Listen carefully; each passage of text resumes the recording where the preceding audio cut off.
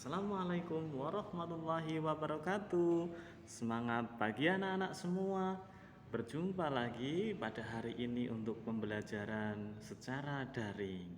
Anak-anak yang berbahagia, anak-anak hebat. Sebelum kita mulai pembelajaran pada pagi hari ini, kita berdoa terlebih dahulu. Berdoa, silakan. Berdoa selesai. Anak-anak yang hebat, hari ini kita masih mempelajari tema ke-6, menuju masyarakat yang sehat. Anak-anak yang hebat, hari ini kita masih juga mempelajari muatan pelajaran bahasa Indonesia. Untuk muatan bahasa Indonesia, kemarin anak-anak sudah mempelajari kompetensi dasar 3.7. Hari ini kita akan mempelajari kompetensi dasar 3.8. Materi pada 3.8 ini mempelajari tentang apa itu kalimat utama, apa itu gagasan utama, dan menggali informasi penting dari suatu teks non-fiksi. Itu adalah target capaian kita. Anak-anak yang hebat, untuk kompetensi dasar 3.8 itu ada di subtema yang kedua dan subtema yang ketiga. Ya, Bapak sudah spesial untuk meringkaskan materi ini untuk anak-anak semua. Baik, langsung saja. Di muatan pelajaran bahasa Indonesia ini kita akan menentukan kalimat utama dalam teks non-fiksi. Ya, apa sih yang dimaksud kalimat utama? Kalimat utama merupakan kalimat yang bersifat umum dan mengandung gagasan utama. Kalimat utama memudahkan kita mengetahui inti dari sebuah teks. Untuk menemukan kalimat utama dalam sebuah paragraf, kita harus dapat membaca keseluruhan isi teks terlebih dahulu. Setelah itu, kita dapat mencatat informasi penting yang ada di dalam teks. Ya, menentukan kalimat utama ini sebuah paragraf itu selalu ada satu kalimat utama saja. Ya, jadi satu paragraf itu terdiri dari 3 jenis kalimat. Yang pertama isinya adalah kalimat utama, yang kedua kalimat menjelas, dan yang ketiga adalah kalimat penghubung. Namun kalau hanya ada satu paragraf saja, biasanya kalimat penghubungnya tidak ada. Jadi kalau hanya ada satu paragraf saja, hanya ada kalimat utama dan ada kalimat penjelas. Ya, kalimat utama dalam satu paragraf jumlahnya hanya ada satu saja. Sisanya adalah kalimat penjelas. Kalimat utama itu yang mana? Kalimat utama itu adalah kalimat yang dijelaskan oleh kalimat penjelas. Ya, jadi kalimat utama ini masih bersifat umum, sedangkan penjelasan bersifat khusus. Kalimat utama ini dapat dikembangkan menjadi sebuah paragraf dengan menambahkan kalimat menjelas. Jadi kalau anak-anak membuat sebuah paragraf, maka anak-anak akan membuat kalimat utamanya dulu, baru menjelaskan dari kalimat utama tersebut. Nah, membuat kalimat-kalimat yang menjelaskan itu disebut kalimat penjelasnya. Nah, coba Bapak punya sebuah paragraf di situ, ya, anak-anak pasti bisa menemukannya kalimat utamanya. Air banyak dimanfaatkan sebagai media kebersihan. Misalnya dalam kegiatan sehari-hari, manusia menggunakan air untuk membersihkan badan, membersihkan alat masak, dan juga membersihkan rumah. Membersihkan badan termasuk usaha untuk menjaga kesehatan diri. Nah, kira-kira di bagian mana ya kalimat utamanya? Iya, betul, di yang paling kalimat pertamanya. Iya. Air banyak dimanfaatkan sebagai media kebersihan. Ini adalah kalimat utamanya. Penjelasnya bagaimana? Dijelaskan lagi di kalimat setelahnya, yaitu misalnya dalam kegiatan sehari-hari manusia menggunakan air untuk membersihkan badan, ya kan? Itu sifatnya menjadi khusus. Kalau air banyak dimanfaatkan, nah itu berarti sifatnya masih umum. Manfaatnya apa? Membersihkan badan. Nah, itu namanya kalimat utama. Bapak yakin anak-anak sekarang sudah menjadi lebih paham lagi. Baik, kita lanjutkan ke pokok bahasan yang kedua, yaitu tentang gagasan utama atau gagasan pokok atau pokok pikiran atau ide pokok paragraf.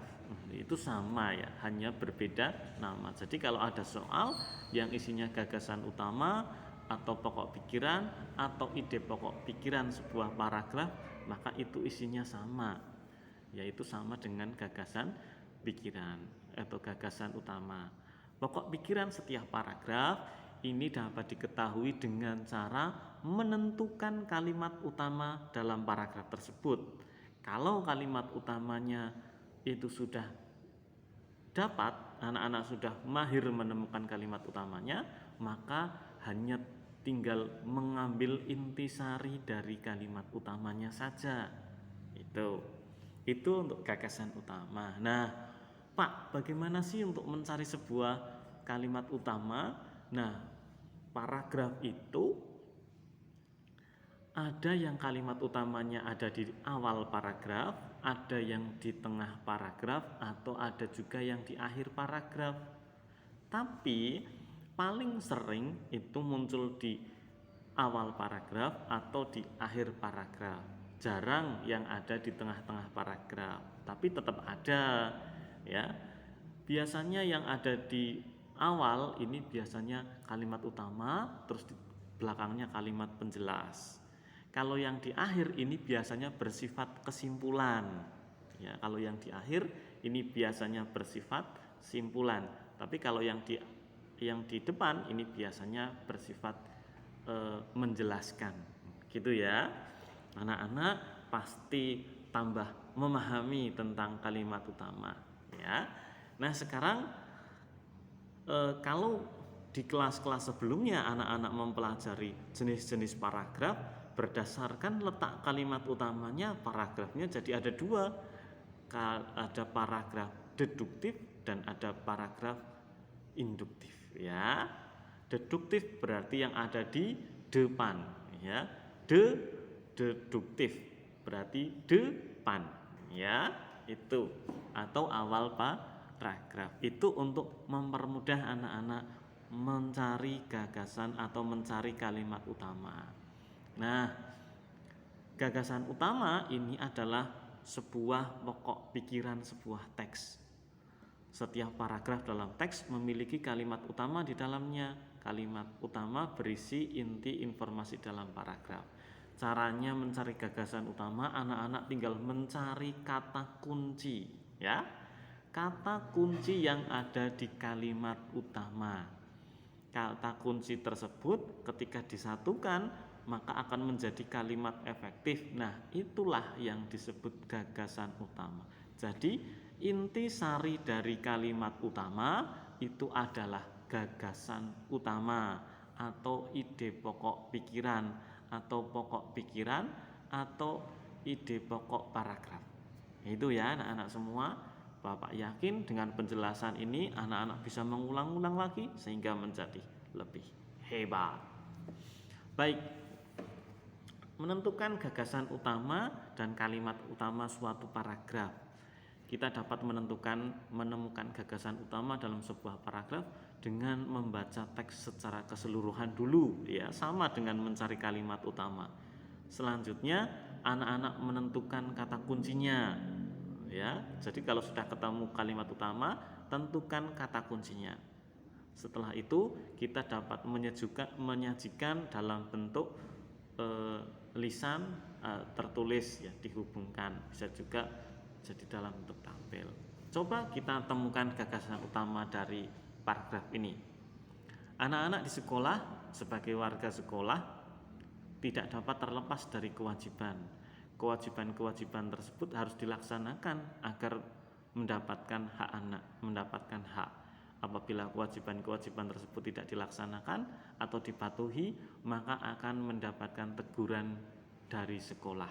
Nah, dari sini anak-anak bisa mendapatkan sebuah kalimat utama, ya. Kalimat utamanya letaknya ada kira-kira ada di awal apa di akhir atau di tengah. Nah, iya betul, ada di awal, ya, ada di awal. Jadi siswa di sekolah sebagai warga sekolah tidak dapat terlepas dari kewajiban. Nah, kalau kalimat utama itu diambil satu kalimat utuh, ya, tidak mengubah apapun dari dalam paragraf. Jadi kalau kalimat utama tidak mengubah kata apapun yang ada jadi langsung dicoplok, langsung diambil satu kalimat utuh, ya. Kalau gagasan utama itu mengambil intisari dari kalimat utamanya. Nah, itu di situ. Ya. Terus bagaimana dengan gagasan utamanya? Nah, kita tinggal mengambil kata kuncinya, ada siswa, ada sekolah, ada kewajiban, ya. Kita gabungkan menjadi kewajiban siswa di sekolah sebagai warga sekolah. Itu dia gagasan utamanya. Selanjutnya tinggal menggali informasi dari teks non-fiksi. Ada kata kunci dari sebuah paragraf, dapat berupa kata-kata atau ungkapan yang berisi informasi penting. Kita dapat membuat peta konsep dari kata-kata kunci yang terdapat dalam paragraf. Peta konsep tersebut menggambarkan informasi dari teks yang kita baca. Informasi dari teks itu dapat kita peroleh dengan menentukan gagasan utama. Gagasan utama dirumuskan berdasarkan kalimat utama setiap paragraf. Itu sudah anak-anak sudah paham sekali, karena di depan tadi kita sudah banyak membicarakan itu. Selanjutnya kita dapat merangkum gagasan utama dalam bentuk teks, ya.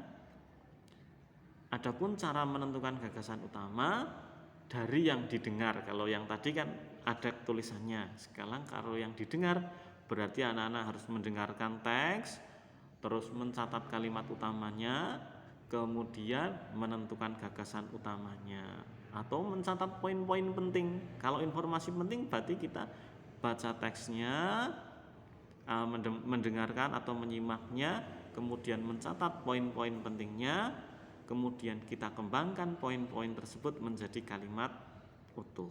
Kemudian kita rangkai sehingga menjadi paragraf yang baru. Bagaimana kita menyimpulkannya? Kita dapat menyimpulkan sebuah teks non-fiksi. Untuk dapat menyimpulkannya, kita perlu membaca keseluruhan.